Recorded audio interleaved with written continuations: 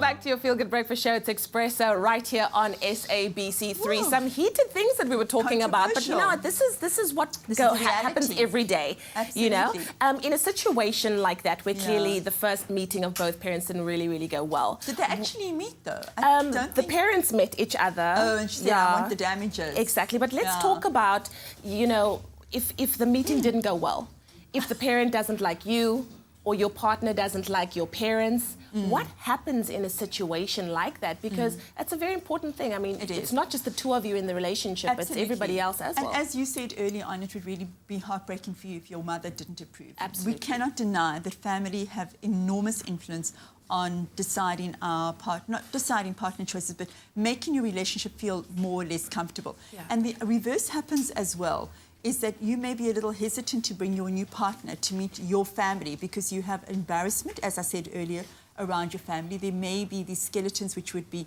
addictions. So you bring your new partner home and one of your parents is kind of lying around really drunk or being inappropriate, or there is enormous marital conflict between your mother and father, or there's blended families, step families, children acting out, and you may fear that this influences your relationship with this new partner that you're bringing in. So the story is that you really have to be mindful before you do this massive introduction. So coming back to your point, it does make a huge difference what your parents think about it, about this, because it can't be happy if you are going to bind yourself to this person knowing that your parents don't like him or her because of cultural, religious, racial reasons, or just because they just think, you know, he's just not a nice, or she's just not somebody that they would approve of for you. Well, that's good enough for you. Good enough for you. Also, you really want to listen to what families say, Leanne. People objectively can see red flags that you may not be able to see. And I think it's a great idea that you should be listening to what your parents say, and for parents, be objective.